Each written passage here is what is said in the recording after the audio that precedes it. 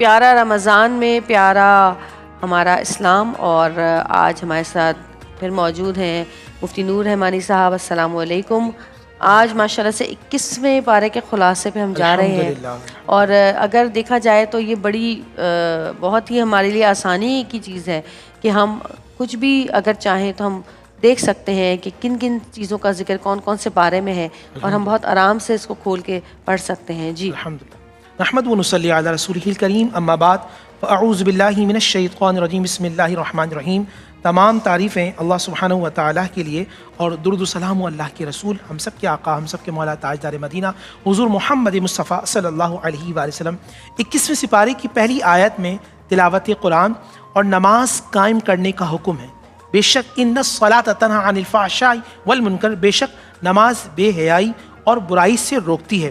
اسی معیار پر مسلمان کو یہ دیکھنا ہے کہ اس کی نماز اللہ کی بارگاہ میں قبول ہے یا نہیں۔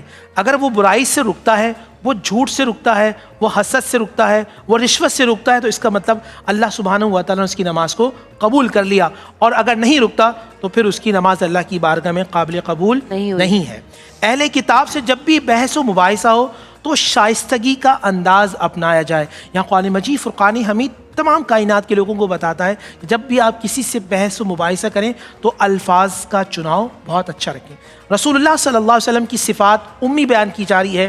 اس کائنات میں ہر شخص اس کائنات میں آ کے سیکھتا ہے، صرف ایک ہستی ہے، الرحمن علم القرآن، وہ نبی محمد رسول اللہ صلی اللہ علیہ وسلم، جو اس کائنات میں سیکھنے نہیں بلکہ سکھانے آئے، پڑھنے نہیں بلکہ پڑھانے آئے، سمجھنے نہیں بلکہ سمجھانے آئے، اور ان کا استاد اللہ سبحانہ و تعالیٰ ہے۔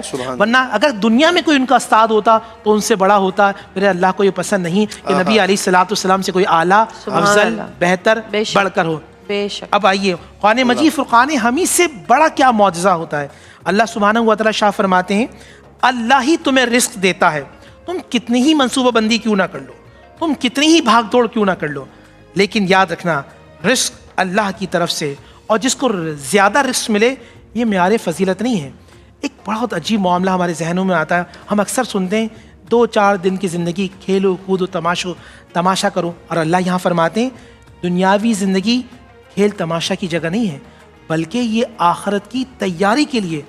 ہم کیا کہتے ہیں اور اللہ ہم سے کیا کہہ رہا ہے؟ ہمارے دل و دماغ میں کہ 2-4 دن کی زندگی ہے، کھیلو تماشا کرو، اور اللہ کہہ رہا ہے نہیں، تمہیں اس زندگی کے اندر آخرت کی زندگی کی تیاری کرنی ہے۔